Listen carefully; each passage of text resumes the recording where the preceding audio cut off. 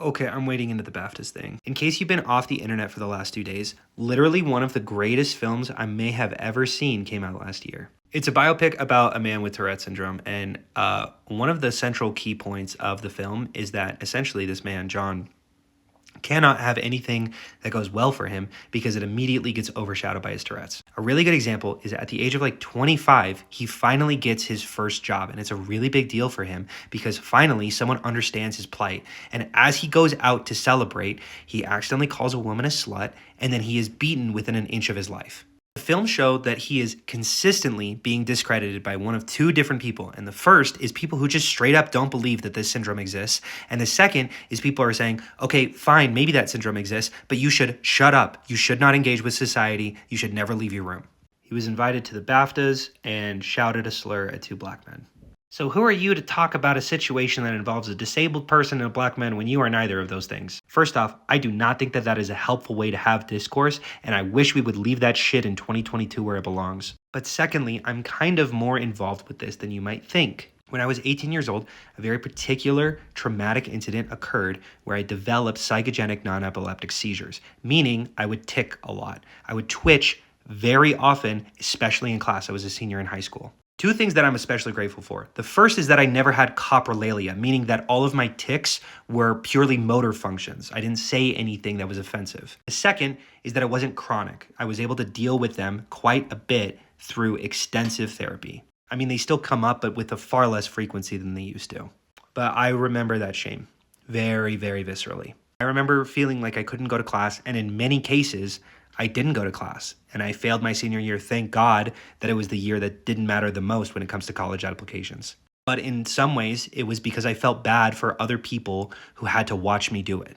Because I remember my first seizure. I remember where I was when my mom saw me have it the first time, and the amount of shame that I had for essentially inflicting that onto my mom. And I felt that impulse to shut her away, to muzzle myself, to wander into my room and to never come back. And it makes a lot of sense that 1 in 4 adults with Tourette syndrome kill themselves because I had 5% of what they had, and I didn't leave my room for a month.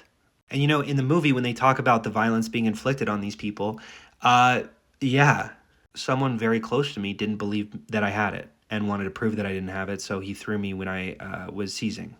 And you know, I was super religious growing up, and my bishop told me that I was possessed by demons. Like, you know, I'm 30 years old, and we like to think that that's a thing of the past, but that is still ongoing.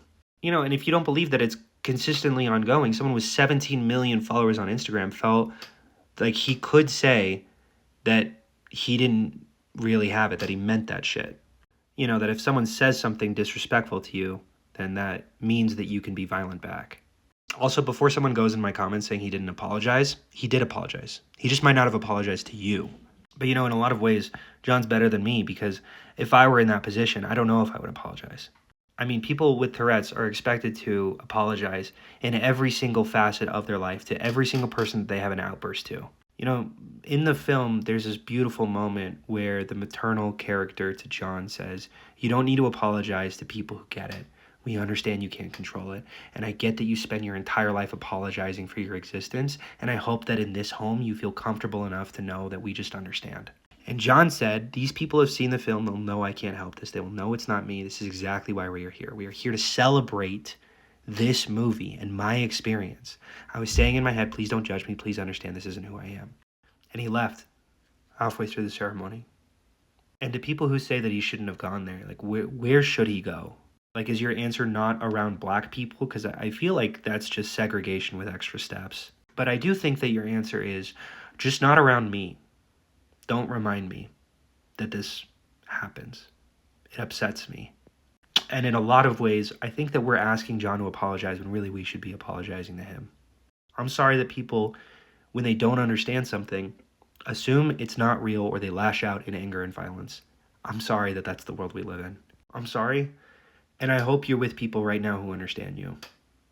And not these fucking ghouls on TikTok and Twitter. I just think about that scene in the movie where he's so excited about getting his first job and he wants to go celebrate. And just everything is overshadowed by his Tourette's. And I think about him so excited to go into a room to celebrate his life and his accomplishments full of people who understand and support him. and then it gets overshadowed by his Tourette's. I don't know.